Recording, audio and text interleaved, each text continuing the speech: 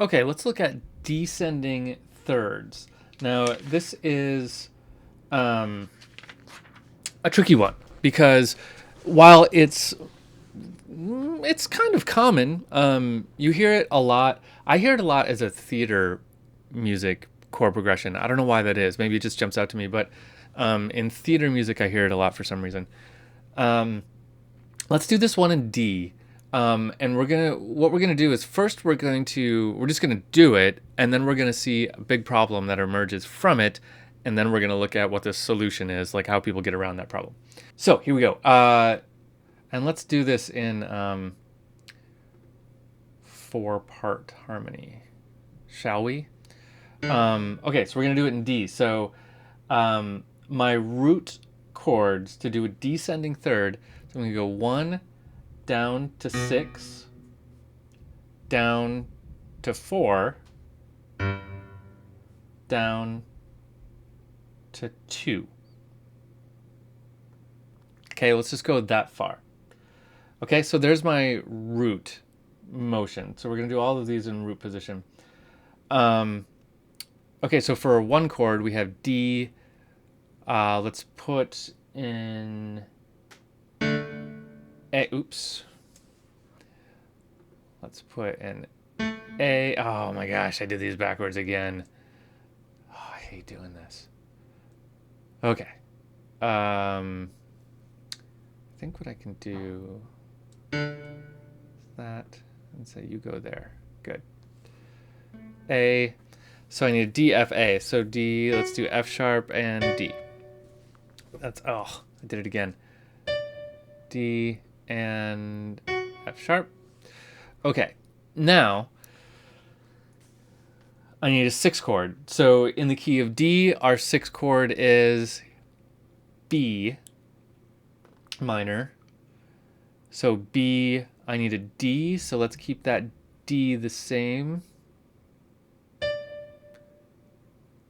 I need an F, B, D, F sharp, I should say.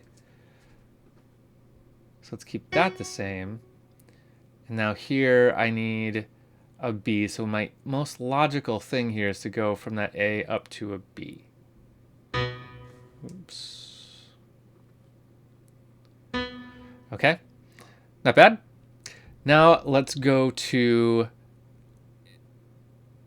our third chord, which is going to be a 4 chord, which in the key of D is G.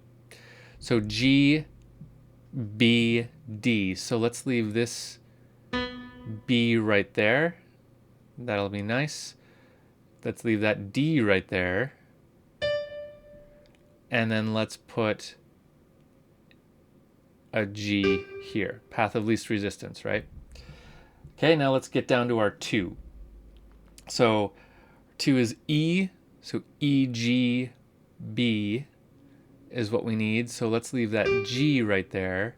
Let's leave that B right there, except let's put it in the right voice.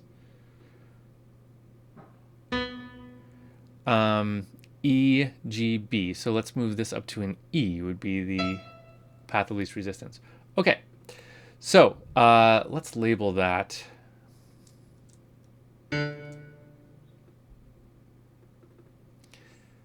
So this is going to be 1,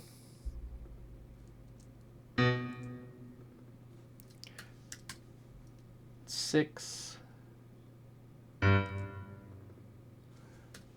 4, 2. Okay, descending thirds, right? Let's hear it.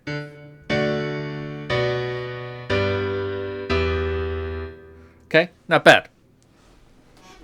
So, where has our problem come from? Why do I say this has a big, big problem? So the problem here is that 2 things is a problem. One is that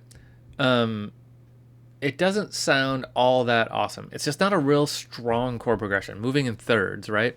It doesn't really give us a big sense of motion.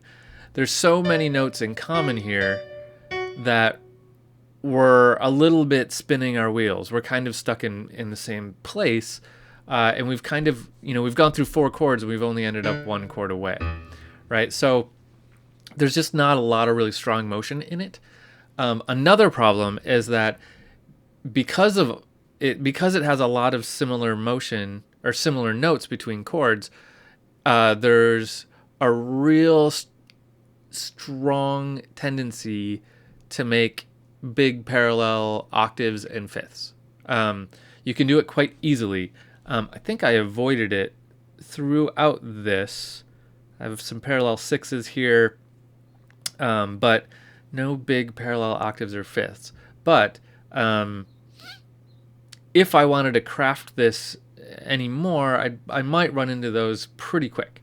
So there's a solution.